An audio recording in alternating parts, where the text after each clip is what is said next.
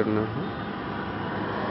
देखिए ये उड़ीसा से चल के आए हुए हैं और उड़ीसा से ये जा रहे हैं दिल्ली माननीय प्रधानमंत्री जी से मिलने।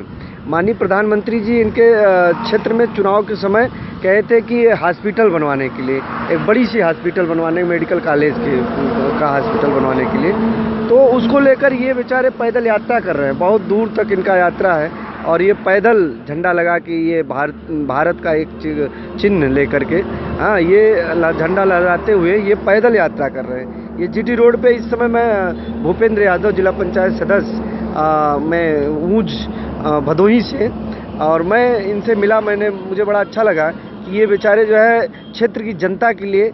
और कौन से जनपद से हैं सर आप? मैं उड़ीसा के राउरकेला से आया हूँ। अच्छा।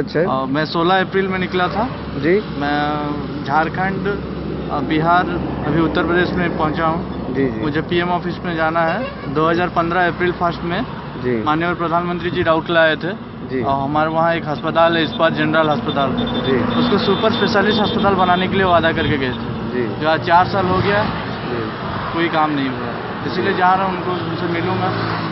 तो राउरकेला एक जनपद पड़ता है, वहाँ से ये हैं बेचारे, उड़ीसा में पड़ता है।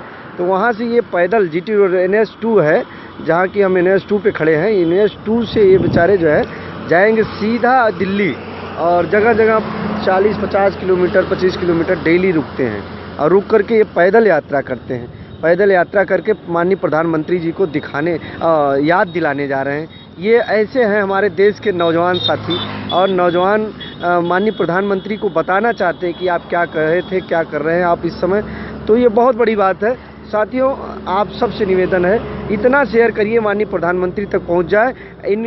ये बेचारे को जो है, जो इस तरह से कदम उठाए हैं जनहित का, इनको अपॉइंटमेंट मिले और माननीय प्रधानमंत्री ऐसे लोगों को मिले और अपनी कथनी और करनी पे याद करें कि इन्होंने जो कहा था वो उस घोषणा को पूरा करें।